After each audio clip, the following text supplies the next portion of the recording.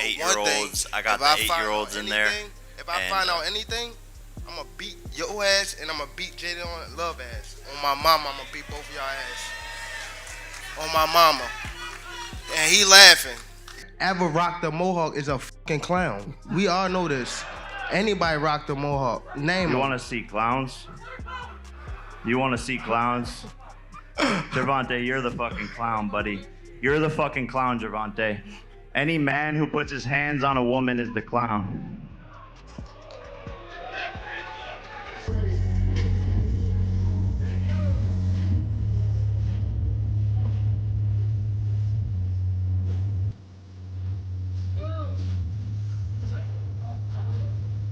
You're a woman beater. With those words, Jake Paul turned what was already a heated press conference into pure chaos. What was meant to promote his upcoming fight with Gervonta Tank Davis quickly spiraled into a circus-like scene filled with trash talk, insults, and even actual clowns brought onto the stage.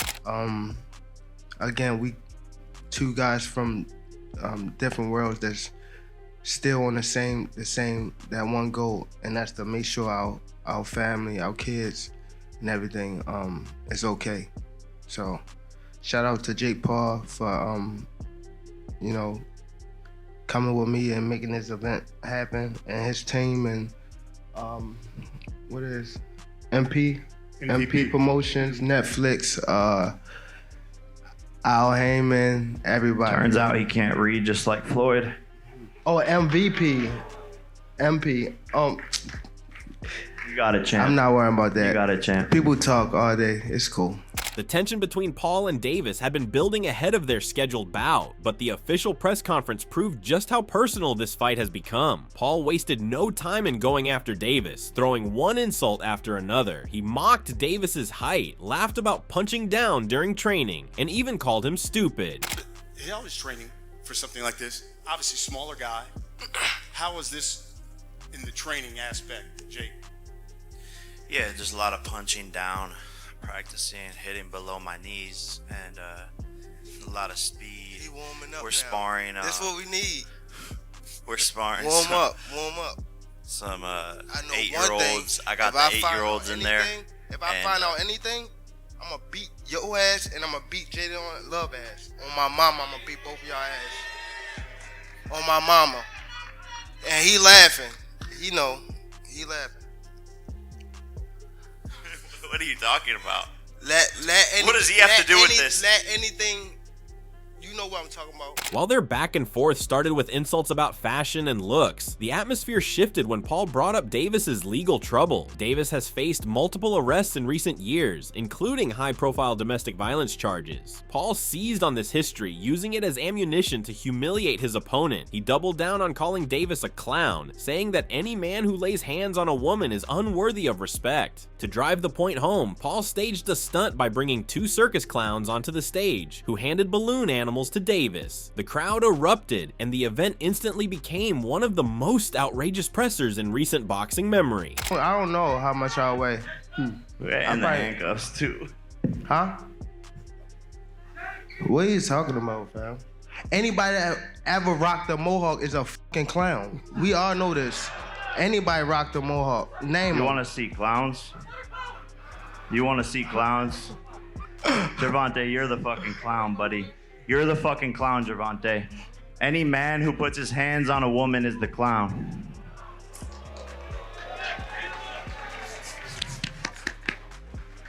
I got you a poodle. Now, okay. Now, since we on this, if I put my hands on females or anything like that, right? Beyond the theatrics, fans quickly noticed another pressing issue: the massive size difference between the two fighters. Davis, who has dominated as a lightweight world champion, typically fights around 61 kilograms, about 135 pounds. Paul, on the other hand, has fought most of his career as a cruiserweight, weighing in close to 91 kilograms, 200 pounds. Standing 185 centimeters tall, Paul towers over Davis by a full 20 centimeters. When the two came face to face for the first time, the disparity was impossible to ignore. Social media immediately lit up with reactions, with many fans questioning whether the matchup is fair at all.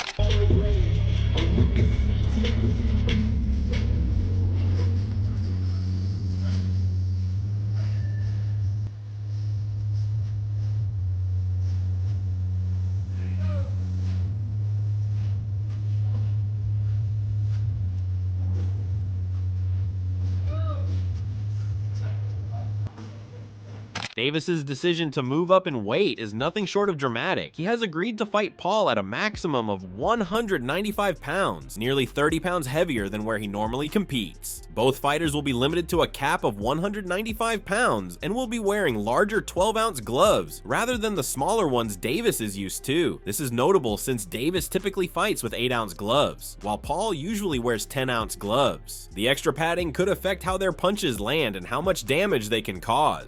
And yes, ladies and gentlemen, there will be a victor because the fighters have agreed and the commission has approved a maximum weight of 195 pounds for this exhibition.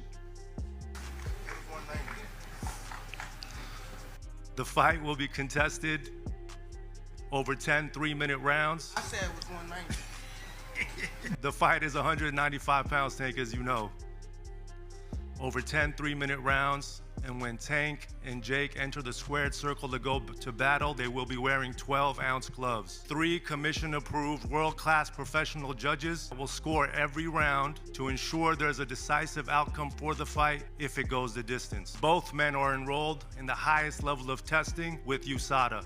The fight, scheduled to take place at Miami's Kaseya Center on November 14th, will be a 10-round exhibition. Each round will last 3 minutes, and while it won't officially count on either fighter's professional record, there will still be a declared winner. To ensure this, 3 professional judges approved by the commission will be ringside to score every round. If the bout goes the distance, they will decide who comes out on top. Both fighters have also enrolled in USADA's highest level testing program, which means the fight will be under strict anti-doping supervision. And I love you too, Gervonta. I'm a big fan of yours, but I just wanted to tell this man what he's doing for boxing and putting it on the map, and just want to take my hat off to Get you. the mic from him. So, Get the mic from him, for real. what I want to say is, if you beat Tank, you know, people are going to say you beat a smaller man. So what's the victory here?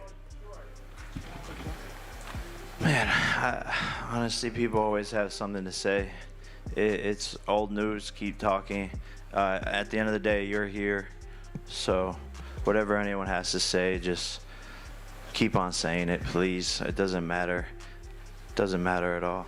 This setup raises plenty of intrigue. Davis enters the ring with a perfect resume of 30 wins and just 1 draw. His reputation as one of the sharpest and quickest fighters in the sport is well established. Despite his smaller frame, Davis has made a career of outsmarting and overpowering opponents who underestimated him. He remains confident heading into this challenge. Davis acknowledged Paul's strength and size advantage, but pointed out that taller fighters often struggle against shorter, faster ones. He believes his speed and skill will neutralize Paul's power, predicting that the YouTuber turned boxer might hold up for a couple of rounds before falling apart once the pace increases. Jake Paul versus Tank Davis, they just announced the fight.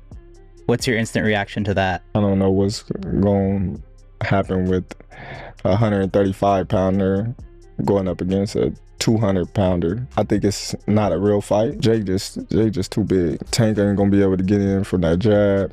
Jake land one good punch on Tank, it's over with. Paul, for his part, has his own reasons for optimism. At 28, with 12 wins and only 1 defeat, he sees this fight as another chance to prove himself against a world-class opponent. He admitted he hasn't scored a knockout in some time, but he's itching to change that. He claimed Davis has several weaknesses in his defense that have never been fully exposed, and he plans to capitalize on them. Paul promised fans another viral knockout, something that has become his calling card in the boxing world. Honestly, yeah, just I'm gonna knock him out. You know, he has a lot of flaws in his defense, and I'm gonna expose him. You know, look what a 135 Lamont Roach did to him, and it's just gonna be so much fun for me. I'm so glad that God gave me this moment. I'm Gervonta Tank Davis's karmic retribution. While Davis boasts 30 victories and has yet to taste defeat in the professional arena, the transition to fighting at such a high weight will be the biggest test of his career. Lightweight fighters rarely, if ever, make such a dramatic leap into cruiserweight territory. The gap in natural size cannot be overlooked, especially since Paul has been comfortable competing at or near the 200-pound mark for most of his boxing journey. Tank is not the guy that knows how to sell a fight. Tank cannot sell a fight in his own division. You have the Paul brothers and they come over to boxing. Their idea from day one is we don't have the skills or the experience. What we're gonna do is we'll take on the absolute best guys, but they're gonna spot us some pounds. Tank has one job to do, that it doesn't make any difference, that boxing is a real sport. My skills versus your skills, of which I am an abundance of and of which you have none of. Tank is telling anybody that will listen that there's a size problem. My skills and my experience in boxing, I do not have to wonder who's in the bar tonight. Any bar I go to, I rule the bar. No, it turns out that you don't. Just need some big guy to corner you, apparently. Boxing has never stood its ground. Boxing has never been able to explain why Floyd needed a half hour to get rid of a guy who's never boxed before. The organizers, led by Nakisa Badarian, co-founder of Paul's Most Valuable Promotions, were quick to highlight that despite being labeled an exhibition, the fight will have real stakes. Unlike some exhibitions where no winner is declared, this event is designed to produce a clear victor. He said, "There will be a victor because the fighters have agreed, and the commission has approved a maximum weight of 195 pounds for this exhibition. The fight will be contested over 10 3-minute rounds. Sitting ringside will be 3 commission-approved world-class professional judges that will score every round to ensure there's a decisive outcome for the fight if it goes the distance." Paul has already managed to turn the fight into one of the most talked about events of the year, not only because of the weight drama, but also because of the way he has handled the build-up. His aggressive trash talk, staged clown stunt, and relentless targeting of Davis's personal life have added layers of controversy. Whether one views it as brilliant promotion or distasteful antics, there's no denying that he has drawn global attention to the matchup. We're yelling so much about him fighting someone, fight somebody your size. His next opponent is by far the most credentialed guy ever fought actively in his prime. There's one problem. He fights at 135 pounds. He fights at 135 pounds. On the other hand, Davis has remained relatively composed in comparison, relying on his confidence as a fighter rather than trying to outshine Paul in the trash talk department. His focus seems to be on proving that skill, speed, and precision can outweigh brute size and showmanship. Fans loyal to Davis believe his experience as a world champion and his ability to adapt in the ring will allow him to expose Paul as a novice who has yet to face anyone of his caliber. I gotta ask you, Jake Paul versus Gervonta Davis. Does Davis have a chance? Gervonta is a great boxer, but he ain't gonna do Jake Paul. So you got Jake Paul by knockout, or?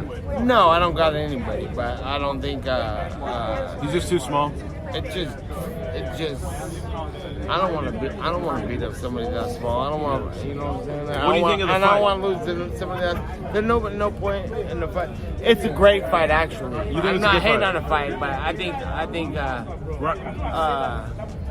my thoughts on it is let's watch it and see what happens. Ryan Garcia said that boxing's turning into WWE. Yeah, with that type of matchup. What do you agree? Understand? Last thing, White House card, like he said, you want Conor McGregor? Yeah, but the whole thing's on WWE, so right. It's like, at least that's happening and it's getting something to talk about, something to watch. The press conference itself may have been a clown show, but the fight promises real intensity once the bell rings. 10 rounds of action under carefully regulated conditions will give both men the chance to prove themselves. For Paul, it is another opportunity to silence critics who dismiss him as just a YouTuber playing boxing. For Davis, it is a chance to cement his reputation as one of the sport's most dangerous fighters, even outside of his natural division. What began with the words "you're a woman beater" has now grown into a spectacle that is bigger than boxing itself. The clash between Jake Paul and Gervonta Davis is more than just a fight. It's a battle of image, power, and pride. And as fans count down the days to Miami, one thing is certain: this clown show is going to end in fireworks inside the squared circle. This is a dangerous fight for Jake. Gervonta's technical expertise, his speed, his precision, the fact that he's a counter striker are dangerous facts that make me think that Jake's really got to lock in for this one. On the contrary, if Gervonta feels a couple big Jake Paul shots, it's going to be detrimental. I think this is going to be one of those ones that gets a real good racial split. I think it's going to be some real black versus white shit, dude. And that's the stage set for Jake Paul versus Gervonta Tank Davis, a fight wrapped in controversy, drama, and high stakes. Who do you think comes out on top? The bigger, stronger Paul or the quicker, sharper Davis? Drop your predictions in the comments, and don't forget to subscribe to Ring Rivalry for all the latest updates, breakdowns, and fight night coverage. This is one showdown you won't want to miss.